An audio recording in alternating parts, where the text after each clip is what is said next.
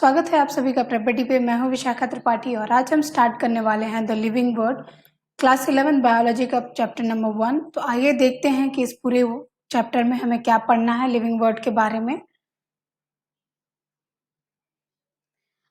तो सबसे पहले आज हम देखेंगे चैप्टर नंबर 1 लिविंग वर्ड। तो लिविंग वर्ड क्या होता है?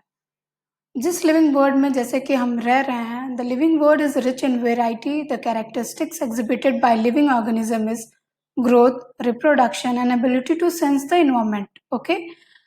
Increase in mass and increase in number of individuals are twin character of the growth, and a multicellular organism grow by cell division. यानी कि अगर हम लिविंग वर्ड की बात करें तो एक ऐसा वर्ड जहाँ पे हम सांस लेना सीख रहे हैं, जहाँ पे हम जीना सीखे, ठीक है, जहाँ हमारे ग्रोथ का मतलब है। तो ये सारी चीजें जहाँ पे देखने को, जहाँ पे इसका एग्जिस्टेंस है, हम उसे कह देते हैं living world. Okay. And the characteristics exhibited by the living organism is growth, reproduction and ability to sense the environment. ठीक है। तो अगर ग्रोथ की बात करें तो इंक्रीज इन साइज आप देख सकते हैं कैसे एक छोटा सा बच्चा छोटे से जन्म एक सिंगल सेल से वो इतना बड़ा एक लिविंग बॉडी तक पहुंचता है। ठीक है। तो ये ग्रोथ होती है, ये लिविंग के कैरेक्टर हैं। ओके। फर्स्टली ग्रोथ होगा, देन रिप्रोडक्शन, एक जनरेशन से दूसरे जनरेशन में कन्वर्ट करने के लिए फिर वो ऑर्गेनिज्म रिप्रोड्यूस करेगा, रिप्रोडक्शन करेगा अपना कई मेथड से फॉलो करके। ओके। तो फिर वो करके एक नया जनरेशन फॉर्म करेगा। तो ये ग्रोथ ग्रोथ पहले बॉडी की हुई, फिर उसके जनरेशन की ग्रोथ हुई, और फिर जो ये सबका एक पूरा प्रभाव पड़ेगा, सबसे ज्यादा इसका प्रभाव किससे मिलता है? एनवायरनमेंट के, यानी कि हमारे आसपास के वातावरण से कैसे हम अफेक्ट होते हैं या कैसे हम इसे अडॉप्ट करके ऐसे रह पाते हैं। ठीक है। तो ये एबिलिटी होता है जो सेंस करने को एनवायरनमेंट का। तो इस पूरे एबिलिटी को ही हम क्या कह देते हैं? लिविंग वर्ड कह देते हैं। यानी ये जो वर्ड है, ये जो दुनिया है हमारी, ये लिविंग वर्ड है। Okay. And then increase in mass and increase in number of individuals are the twin character of growth. A multicellular organism grow by cell division। तो अगर हम सिंगल सेल की बात करेंगे और एक मल्टी सेल की बात करेंगे, तो जो मल्टी सेलुलर ऑर्गेनिज्म होंगे वो सेल डिवीजन करके ग्रो करेंगे, और सिंगल सेल जो होंगे उनको सिंगल में ही पूरी लाइफ बीत जाएगी। ओके। तो जो ऐसे मल्टी सेलुलर होते हैं उनका साइज भी बड़ा होता है, increase in size, numbers, individuals, यानी वो ट्विन कैरेक्टर शो करते हैं। तो इस तरीके से उन्हें ऐसा दिखाया जाता है कि वो एक ऑर्गेनिज्म है जिनमें ग्रोथ देखा जाता है। ओके।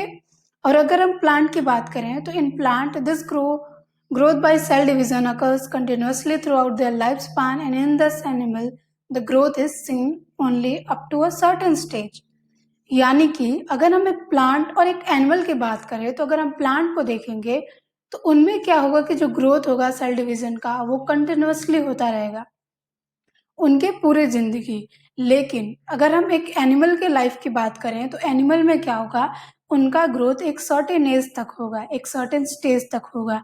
यानी कि जो लिविंग है, यानी हम हैं, जो हमारा क्या है, ग्रोथ हमारी जिंदगी भर नहीं चलती है, एक एज तक चलती है, फिर वहां से हम ढलना शुरू हो जाते हैं। लेकिन प्लांट में क्या होगा कि ये अपनी पूरी लाइफ उसमें ग्रोथ और डिवीजन होते रहेंगे। ओके। तो ये लिविंग के बात रही कि लिविंग कैरेक्टर्स कैसे होते हैं। Then increase in body mass is considered as growth. जैसे कि अभी मैंने आपको बताया कि एक छोटा बच्चा है, वो पैदा हुआ, फिर उसमें ग्रोथ होते गई, वो बड़ा हो गया। तो इस ग्रोथ को, इस पूरे टर्म को हम कह देंगे कि इंक्रीज इन बॉडी मास, यानी इसी टर्म को हम ग्रोथ कह देंगे कि उसके बॉडी में चेंजेस आए।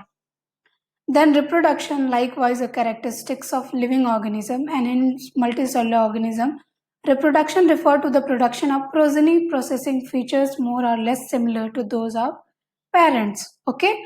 तो यानी अगर हम रिप्रोडक्शन की बात करें तो रिप्रोडक्शन एक ऐसा कैरेक्टर है लिविंग ऑर्गेनिज्म का जहाँ पे मल्टी सेलुलर ऑर्गेनिज्म रिप्रोड्यूस करते हैं और अपने जैसा ही एक प्रोजेनी फॉर्म करते हैं।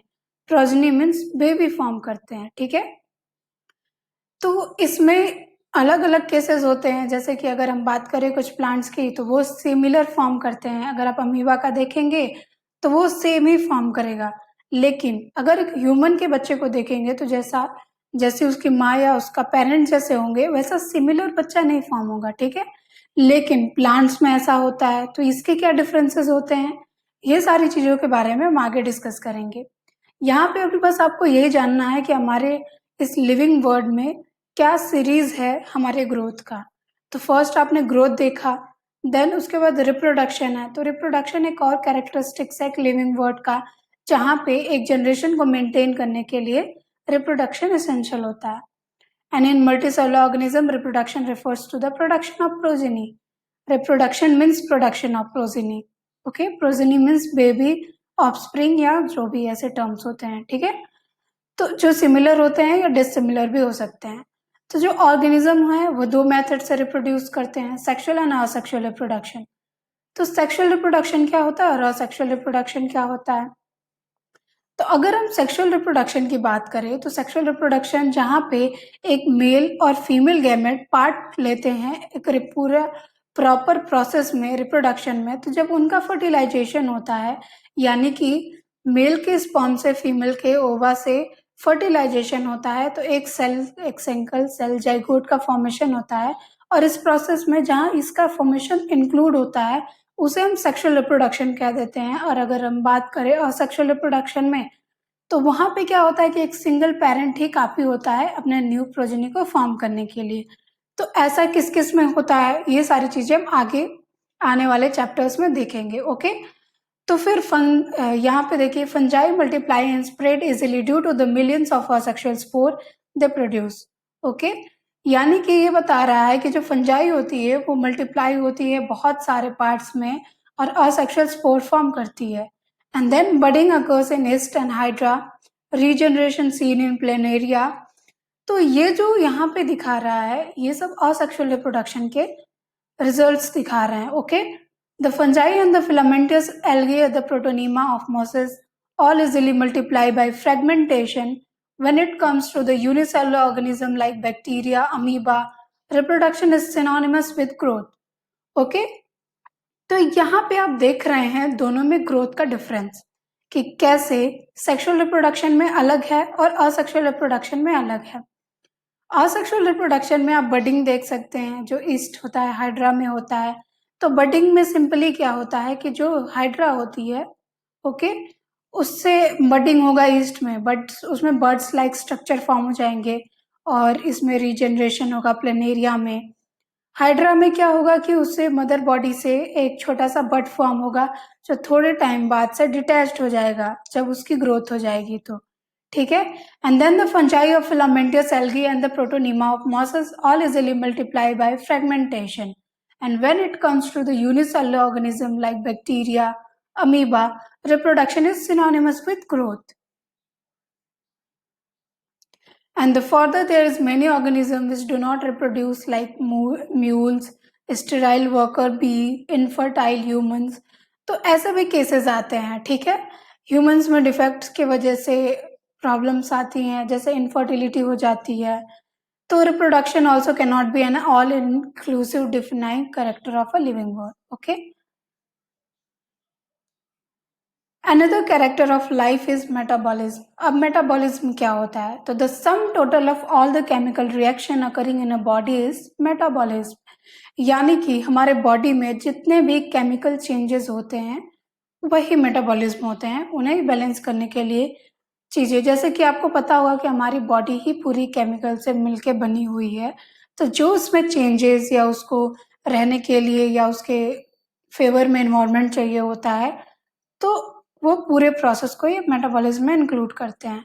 तो हर ऑर्गेनिज्म क्या होता है कि केमिकल से बना होता है and these chemical small and big belonging to the various classes size function etcetera are constantly being made by changes into some other biomolecules, okay. तो बायोमोलिक्यूल्स इसके क्या है ये हम आपको अगले इसमें चैप्टर में पढ़ाएंगे पूरा डिटेल में, ठीक है। तो all the plants and animals fungi and microbes exhibit metabolism. यानी कि केमिकल चेंजेस हर ऑर्गेनिज्म में होता है, उनके अकॉर्डिंग उनका मेटाबॉलिज्म वर्क करता है और उसको बैलेंस करने के लिए एनवायरनमेंट का उसके फेवर में होना बहुत इंपॉर्टेंट है। तो इसीलिए ये हमारे ग्रोथ का लिविंग वर्ड का अगला कैरेक्टर है, ओके, मेटाबॉलिज्म। यानी पहले क्या देखा आपने, ग्रोथ देखा, रिप्रोडक्शन देखा, देन मेटाबॉलिज्म, ओके। यानी कि ग्रोथ के बाद हमें रिप्रोडक्शन का इम्पोर्टेंस है, फिर मेटाबॉलिज्म, हमारे अंदर जो केमिकल चेंजेज हो रहे हैं वो कैसे हो रहे हैं, ये सब मेटाबॉलिज्म से होता है। ठीक है, तो आगे बढ़ते हैं। Metabolic reaction can be demonstrated outside the body in the cell free system. Hence, cellular organization of the body is the defining feature of life forms. Consciousness is also a defining property of a living organism. तो living organism की properties क्या है? तो metabolic reaction जो होते हैं हमारे outside body, तो वो सल्फरी सिस्टम पे होते हैं। ठीक है, और जो सेलुलर ऑर्गेनाइजेशन होता है बॉडी का in the defining feature of life forms. और जो कॉन्शियसनेस की बात करें कि हमारी बॉडी हर टाइम कॉन्शियस होती है किसी भी चीज को लेके, तो ये एक लिविंग ऑर्गेनिज्म की ही प्रॉपर्टी है। Okay, the very range of organism in terms of size, colour, habitat, physiological and morphological features make us seek the defining characters of living organism. Okay, तो ये जो हमारे कैरेक्टरिस्टिक्स हैं या जो भी चीजें हो रही हैं, साइज है, कलर है, हैबिटेट है, ये सब हमारे लिविंग कैरेक्टर्स को शो करते हैं। ठीक है, तो आज के लिए बस इतना ही। मिलते हैं अपने नेक्स्ट लेक्चर के साथ में, तब तक के लिए धन्यवाद। तो आज आपने ये देखा कि लिविंग वर्ड क्या है, लिविंग। अब इसके आगे और भी चेंजेस क्या क्या होती हैं, उन सब के बारे में हम अपने नेक्स्ट लेक्चर में डिस्कस करेंगे। तब तक के लिए धन्यवाद। मिलते हैं अपने नेक्स्ट लेक्चर के साथ में, और ज़्यादा जानकारी के लिए आप हमारे चैनल पे विजिट कर सकते हैं, देख सकते हैं। आपको और भी कोर्सेज अवेलेबल मिलेंगे वहाँ पे, तो आप सब्सक्राइब करना ना भूलें। धन्यवाद।